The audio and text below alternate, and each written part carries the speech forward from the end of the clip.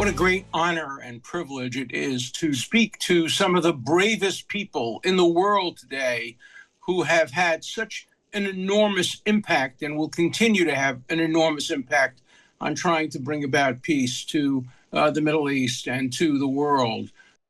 Your organization, headed by the unbelievable and brave and bold Mrs. Rajavi, has sacrificed so much in the interests of bringing about justice and peace.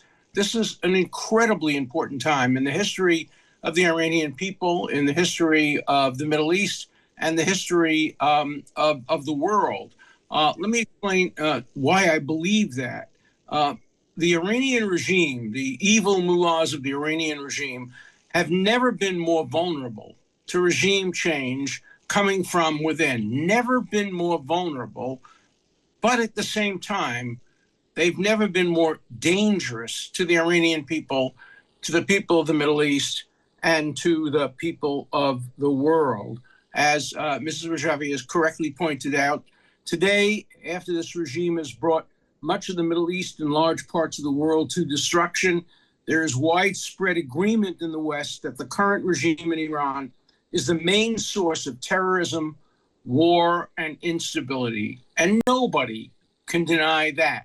Until very recently, the Iranian regime had their tentacles out in all parts of the world, starting in the Middle East. But their reach isn't limited to the Middle East. They have agents, we know, all over the world. We know that they have been involved in plots against brave individuals, both from this wonderful organization, but also just peace-loving people have been targeted, ranging from peace seekers to political people to religious people have been subject to assassination and threats of assassination. So this is a regime that is extraordinarily dangerous at the same time that is extraordinarily vulnerable. And it's this combination of facts, increased vulnerability, and the potential access to nuclear weapons that makes this such a dangerous a time.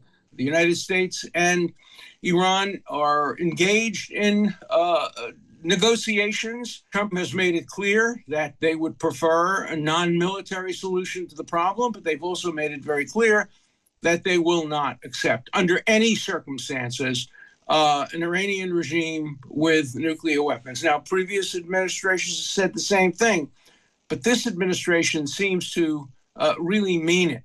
And so Iran is faced with what is for them a difficult choice, namely to voluntarily do, for example, what the Libyan regime did some years ago, really genuinely give up its nuclear capacity. And we saw what happened to that regime and to the tyrant that ran that regime, and Gaddafi and the overthrowing of that regime. It faces that alternative, or it faces the realistic prospect of military action, taken either in combination of a couple of countries or certainly with the support of the United States. None of us knows, as we sit here today, what the Iranian regime will do. The only thing we can all be sure of, you cannot trust the current Iranian regime to keep any deal or any negotiation or any agreement. We saw that with the previous agreement. We know it was cheating.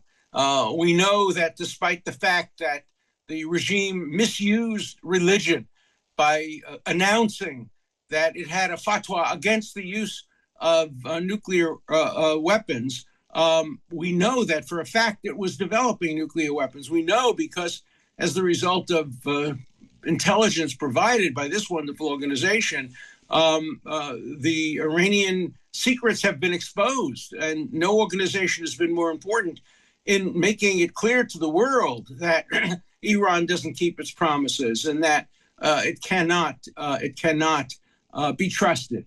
So now the Iranians come back and they say, well, but if we have to give up our nuclear weapons, that makes us more vulnerable to regime change. That's good. That's good. And so remember, too, that the Iranian resistance, these wonderful people who are so willing to give up their lives, their liberty, their fortunes to achieve peace, these people have never asked the United States for armed intervention. They've never asked the United States for anything but the ability to fight their own battles. I completely support the attempt to get the Senate to pass a bill, the entire Congress, hopefully to pass a bill that recognizes the right of the resistance units to fight against the Revolutionary Guard to overthrow the regime. There were opportunities in the past for the United States to do what it could do to help, at least not to hinder.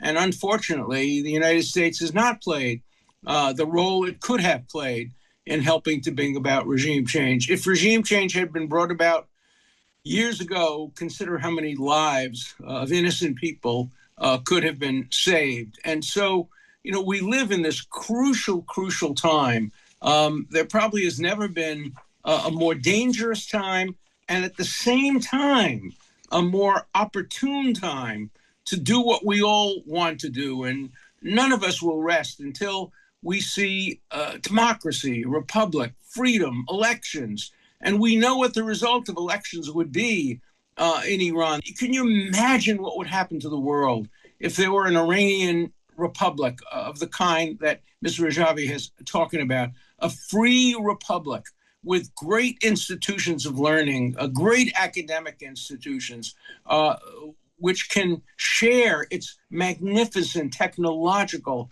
advantages to the world. And so I look forward as often as I can to joining with this wonderful group that has done so much already and can do so much.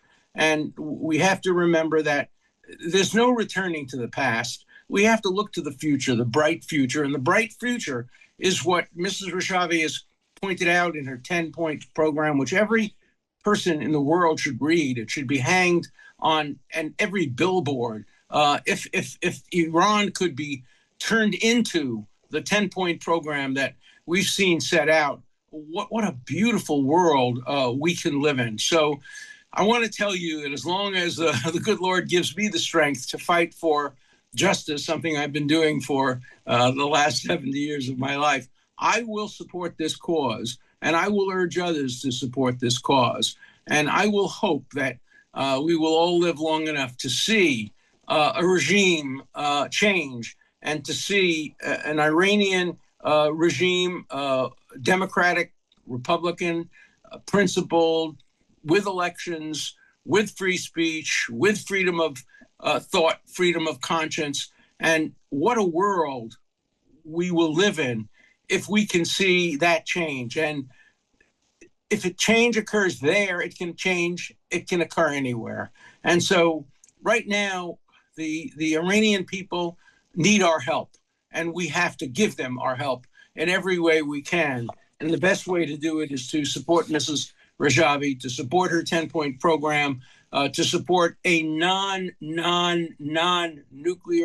Iran, a non-nuclear republic alternative to the terrible, terrible regime that we see in Iran today. So go forward with strength. You have my support, and I know you have the support of good people all over the world.